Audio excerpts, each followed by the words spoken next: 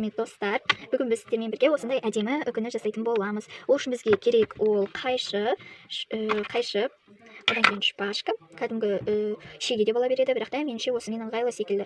Одан кейін бізге керегі басты зат ол медициналық түтіктер. Бізде медициналық осындай түтіктерден біреу ғана керек, ал осындай несінен екеу керек. Сонда біз медициналық түтіктен тағы да бір тал осындайын аламыз. Ол біздің осы үкіміздің көзі үшін керек. Ал ендеше кірісе берейік. Біз медициналық түтігімізден осы бөлігін бір кесіп алып алайық. Міне, ал енді біз осы ағын алайық. Керісінше. Міне. Осы ақ заттан бізге екеу керек. Бұлай ағы міндетті емес, осы екі көк заты болса болғаны. Ал ендеше бұларды шетке қоя тұрайық. Одан кейін бізге осы медициналық түтіктен мына шеті керек болады. Бізге инесі емес, мына ағы да емес, тек қана осы сарысымен түтігі ғана керек болады. Мен осы кезде үлкендерден көмек сұраймын, себебі осы екеуін ажырату қиынға түседі.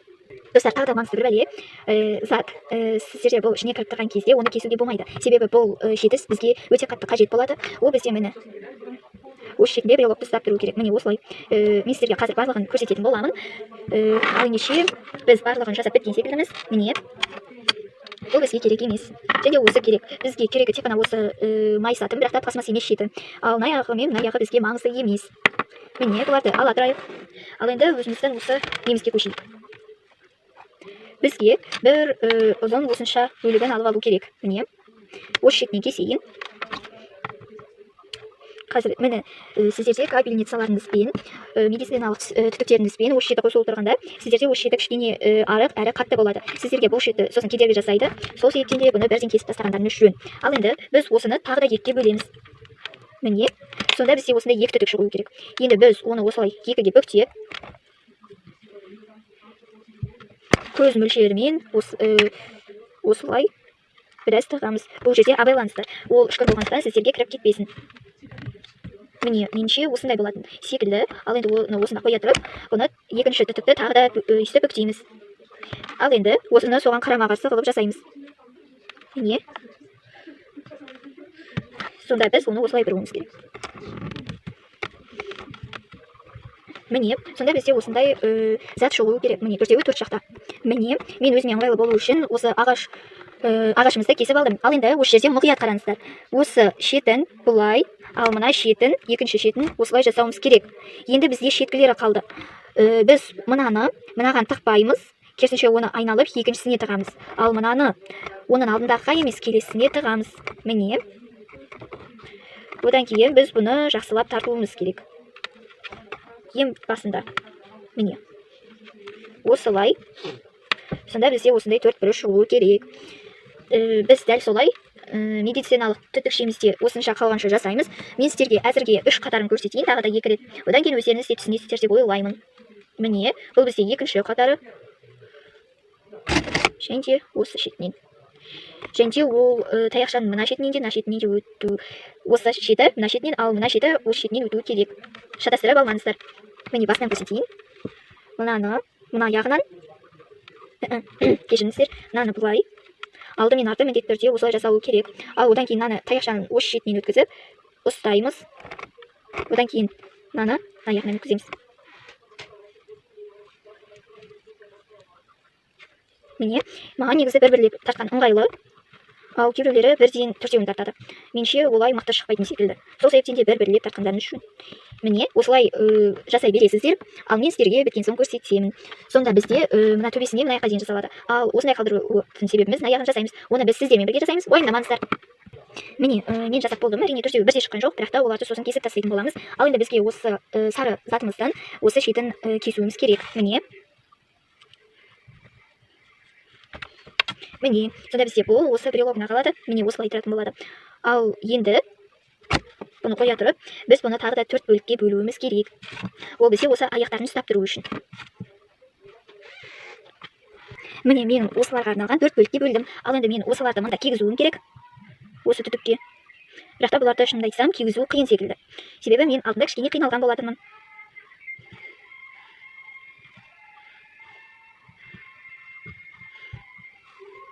Достар, мен бұны кигізудің оңай тәсілін тапқан секілдімін. Міне, осы шеттен осылай кішкене қысып, осылай ұстап алу керек. Қазір. Міне. Осылай. Сосын оны опына кигізе алады екенбіз. Кейде қолымыздан шығып кетсе, ол шықпай қалады. Міне. осылай менде сонда екеуі дайын, енді қалған екеуін жасайын.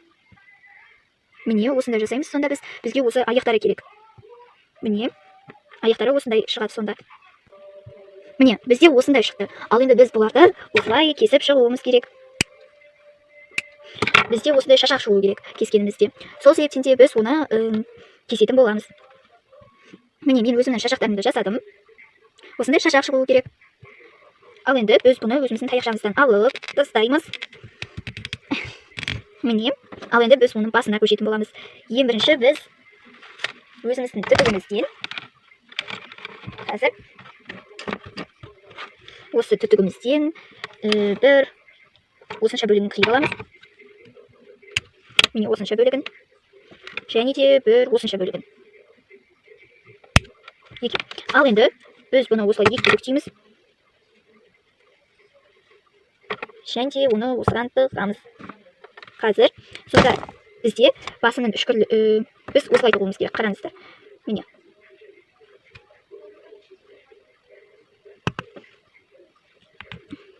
Міне осы жерге дейін жетеді деп ойлаймын. Ал енді біз осыны тағы да екіге бүктейміз. Және де осында тығамыз. Міне. Сонда бізде осындай шығуы керек. Ал енді біз оны осылай үшкірлеп қиямыз. Тек қана осы кішкентайын ғана. Міне, бізде осылай тұра тұрсын. Ал енді біз олардың көздеріне көшейік. Ол үшін бізге осындайлар керек. Міне, біз бұны осылай бассақ, өзі-ақ шығады. Камерадан басқаша көрініп тұр екен. Бұл негізі қанық көк. Кейбіреулері оңай алынады екен, кейбіреулері қиын. Міне. Енді біз осылай ортасынан, түтігіміздің ортасынан қиюымыз керек осылай. Менше осындай жететін секілді. Қане, тексеріп көрейік.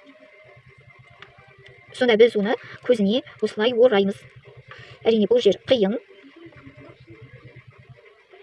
Қазір міне біз осылай орап алдық. Негізі біз бұны кішкене осылай етуіміз керек.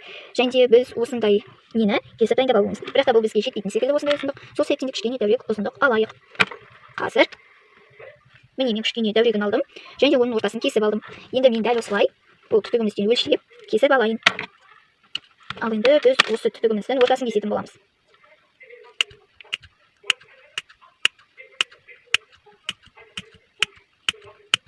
Міне.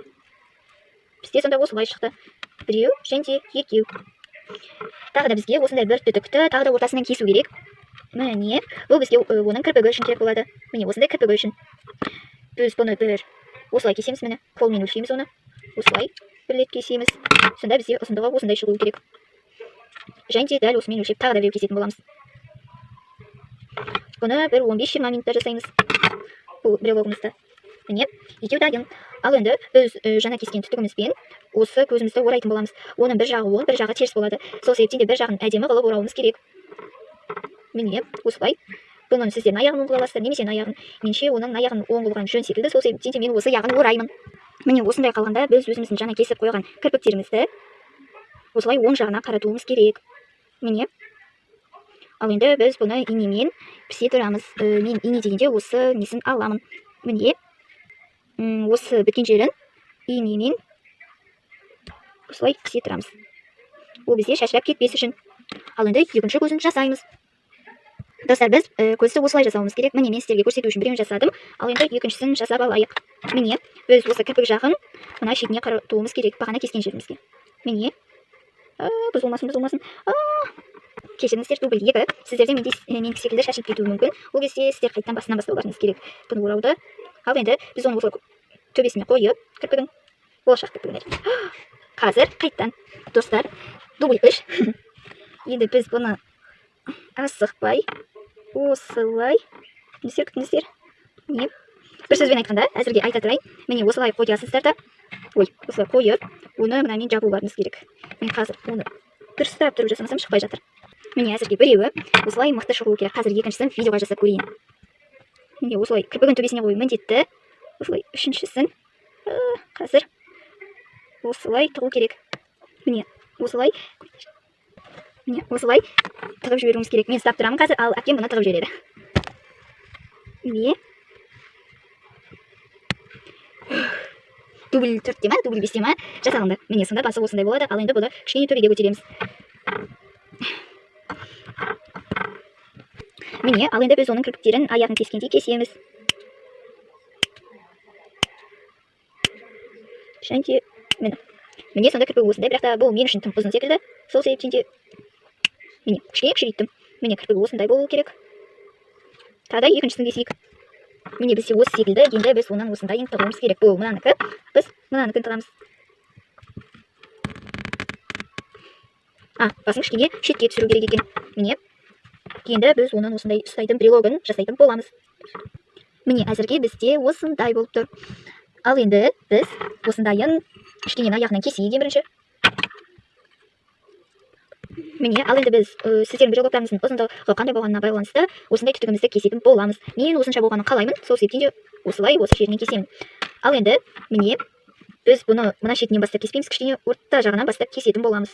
Міне және солған осылай кесеміз.